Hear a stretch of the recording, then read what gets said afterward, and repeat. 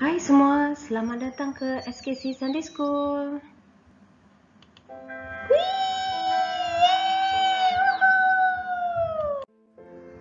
Hari ini kita akan belajar tentang kedatangan Roh Allah pada hari Pentakosta.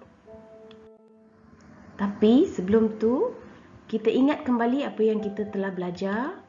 Pada Jumaat Agung, Yesus telah disalibkan.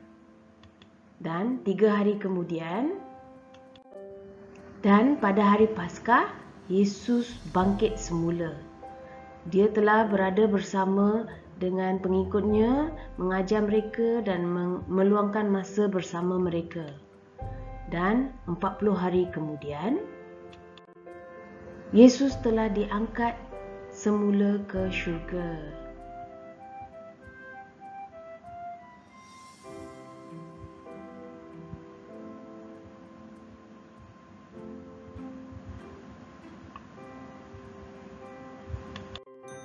Tetapi sebelum Tuhan Yesus berangkat ke syurga, dia telah memberitahu pengikutnya bahawa Tuhan akan menghantar Roh Allah untuk membantu mereka di dalam kerja-kerja mereka. Dan 10 hari kemudian, pada hari Pentakosta, Roh Allah datang kepada pengikut-pengikut Yesus. Pentakosta adalah 50 hari selepas kebangkitan Tuhan Yesus. Mari kita belajar apa yang berlaku pada hari Pentakosta. Iaitu semua pengikut Yesus, semua yang percaya kepada Tuhan Yesus telah berkumpul di suatu tempat. Tiba-tiba satu angin yang kuat meniup menerusi rumah yang mereka duduk.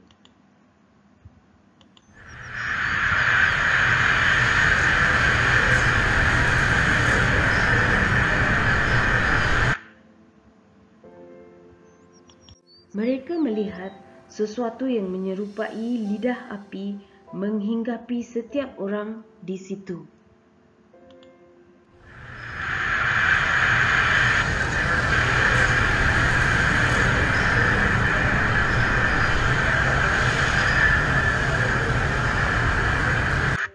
Mereka telah dikuasai Roh Allah.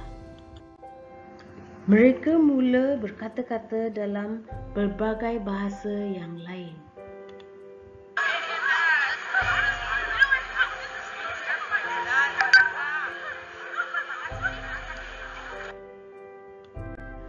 Mendengar bunyi itu, orang ramai datang berkumpul untuk melihat apa yang berlaku kepada pengikut-pengikut Yesus. Mereka fikirkan yang pengikut Yesus itu mabuk kerana bercakap dalam pelbagai bahasa yang lain.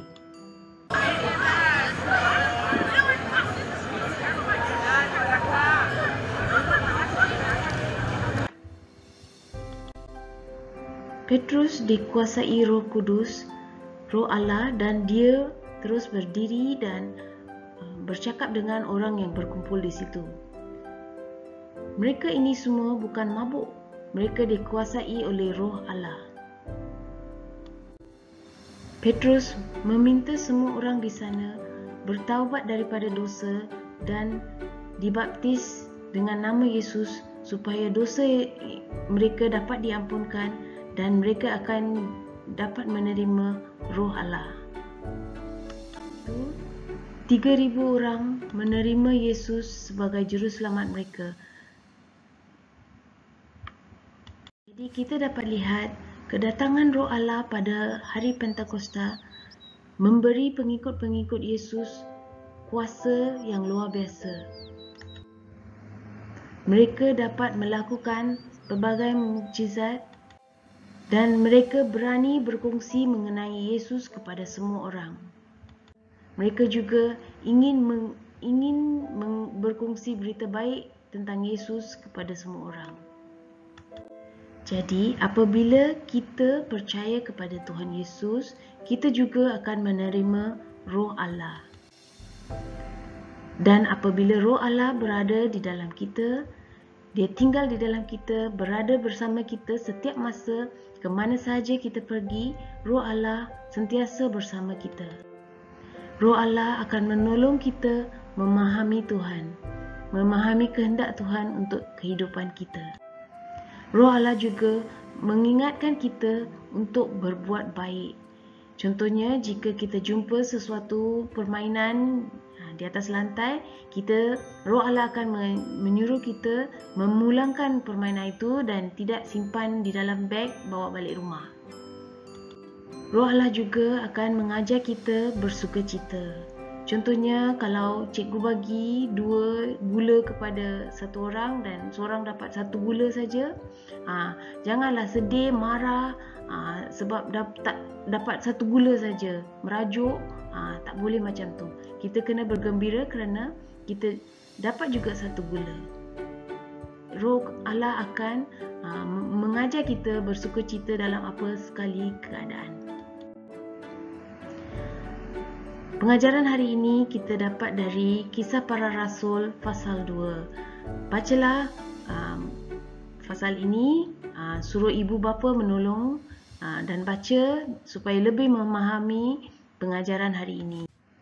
Ayat hafalan bagi hari ini ialah dari Kisah Para Rasul ayat pasal 2 ayat 38. Mari kita baca bersama.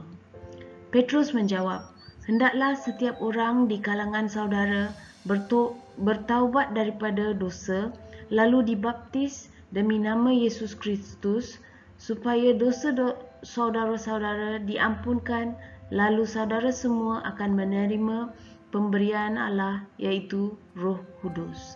Hafallah ayat hafalan ini.